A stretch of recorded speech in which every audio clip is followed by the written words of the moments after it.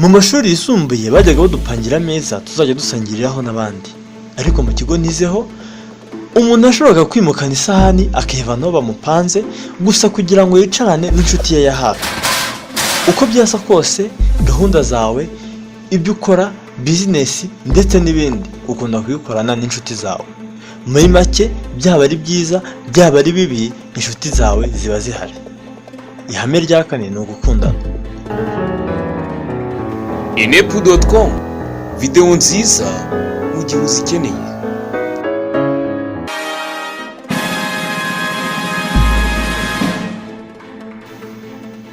Mu buzima ibyo dukora tubikorana n'abantu dukunze cyangwa se dukundana, kandi tukaba twishimiye kuba hafi yabo. None se ni gute natuma abantu bankunda? Ndabizi biragutungura ninkubwira ko abantu atari bo bazabanza kugukunda. Oya, niho uzabanza ukabakunda. Kenshi na kenshi abantu bararwana nuko batuma abantu babakunda, bakananirwa kubona ko nibakunda abo bantu nabo bizageraho bagasanga batangiye kubakunda. None se wabereka urukundo gute? Hari uburyo butatu gusa. Icya mbere, ita ku byo muhuriyeho. Ese wigeze ubona ko abantu bakina siporo imwe baba inshuti, cyangwa se abantu bakora ahantu hamwe, cyangwa mu bindi bikorwa byinshi bitandukanye bahuriyemo? Nawe icyo ukeneye kugira ngo utangire ukunda umuntu ni ukureba ibyo muhuriyeho, maze ukabiha umwanya munini. Uzabona urukundo ruza hagati yanyu. Icya kabiri, gutaka. Reka tuvugishe ukuri, twese dukunda gutakwa, dukunda gushimirwa, ndetse niyo twatubona bidakwiriye. Ariko wowe ntukwiye kuzataka umuntu ibidakwiriye, kuko buri gihe haba hari ibyiza wamutaka. Useka neza, ugenda neza, wambaye neza, utwenda twiza n'ibindi byinshi.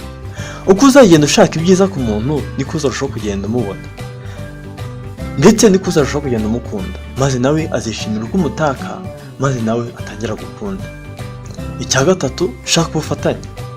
Nkuko twebonye, gukorera hamwe mufite intego imwe bituma twibagirwa ibidutandukanya, maze nubwo umuntu turi gukorana twaba tutari twamukunze mbere, tukazasanga twamukunze kuko tuba tubona ko atari mubi nkuko twari twabitekereje.